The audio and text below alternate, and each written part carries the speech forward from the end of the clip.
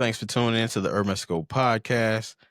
As always, I'm talking about the NFL draft and what it means or what it really doesn't mean for upcoming drafts and what the game is and how it's a good old boys club and how what they do to people and what they do to confidence people. People with confidence and people with who want to carve their own path and how they try to humble you down to their level because we know that these billionaires are rich and people will see them as smart people, but that doesn't mean they have confidence. That doesn't mean that they believe in their abilities. That doesn't mean that they don't look to push people down and push themselves up because we know money doesn't make you something different. It makes you more of what you already are. And you have to think about some of these billionaires when they were coming up.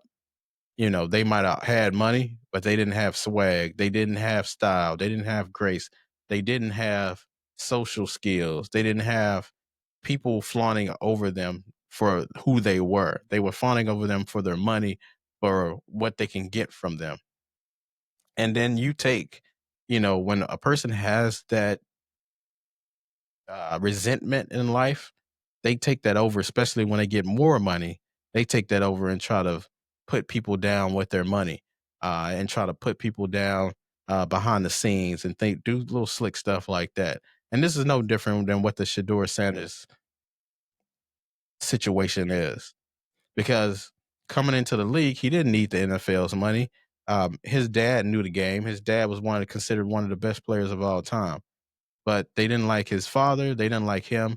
And, I'm not saying that he's without fault, with if the true reports are true about him not having a good interview and things like that. But it's a bigger issue at play. This is about, it's not even necessarily about racism. I think it's about classism. It's about people thinking they're better than other people. So when you come into the league like a Eli Manning and your father tells people, oh, he's not going to play here. He's not going to play here. He's going to dictate that. And people don't bat an eye over it. But when Deion Sanders says it, it's an issue.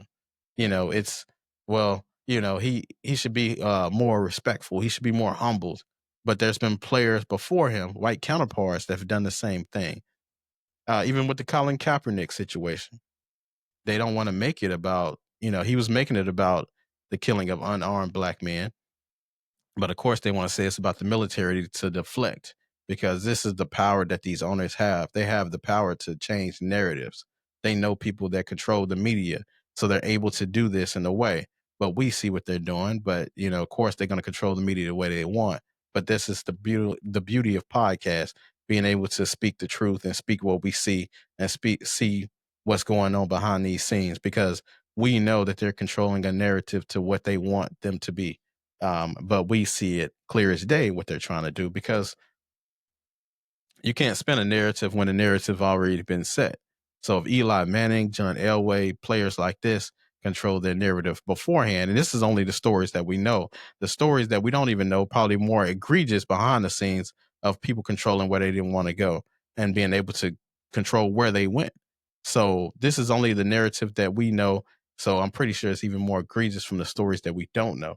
So but it's that good old boys mentality. It's a weak mentality.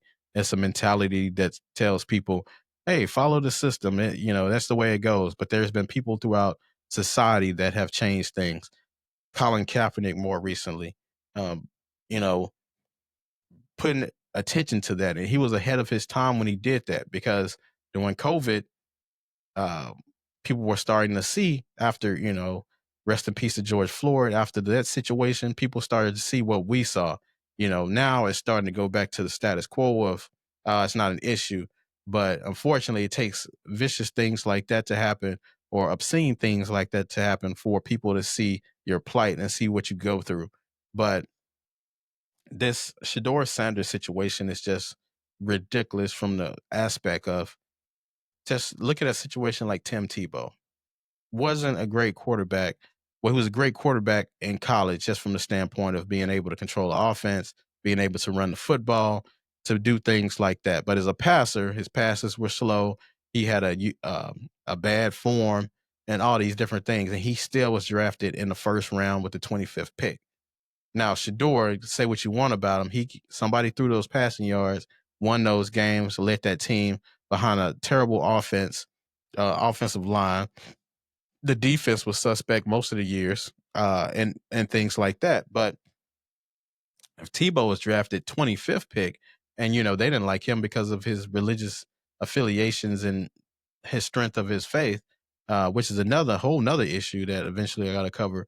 But Shador should have been no later than the second round pick, which especially with so many different teams that needed a quarterback. But we know it's collusion. We know that they colluded against Colin Kaepernick.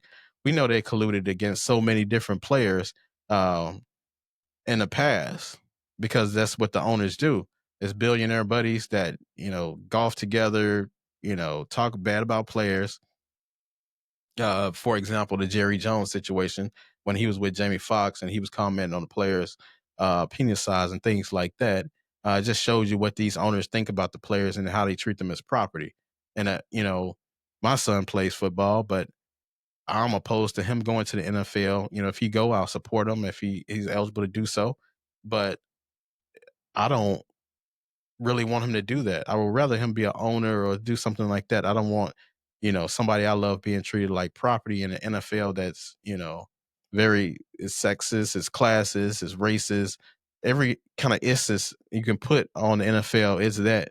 And a lot of people don't see it because they're such a fan of the entertainment industry. But if Shador was a Manning, would this be an issue? If this was Arch Manning, who is eligible, I believe, for the draft next year, if he does the same thing, which I'm pretty sure his family's not going to want him to go to Cleveland or want him to go to, some team that's, 1-16 or whatever they are next year. I'm pretty sure his family can, make moves to get him out of that spot. But will the media cover it the same? I'll answer that for you. Absolutely not. So it just shows you the dynamics of what the league is, this good old boys club, and how they hate Deion Sanders, how they hate a black father being active in his children's lives. They want us scraping, unorganized. They want us, you know, begging them and kneeling to their every whim, needing them financially, needing them emotionally, need them everything. But it's just not that way anymore, and they're gonna have to deal with that. But eventually, we will see change as far as ownership in NFL. I believe one day. But until then, we have to deal with BS situations like what Shador had to go through, and especially with the coach from the coordinator from Atlanta making that prank call, a very punk move, a move that he would have made in the public. But this just shows you another situation that that people have to deal with, getting drafted, and the scrutiny that you have to go through, and the process that it is that most other people don't have to go through. But until next time, I'll see you next time.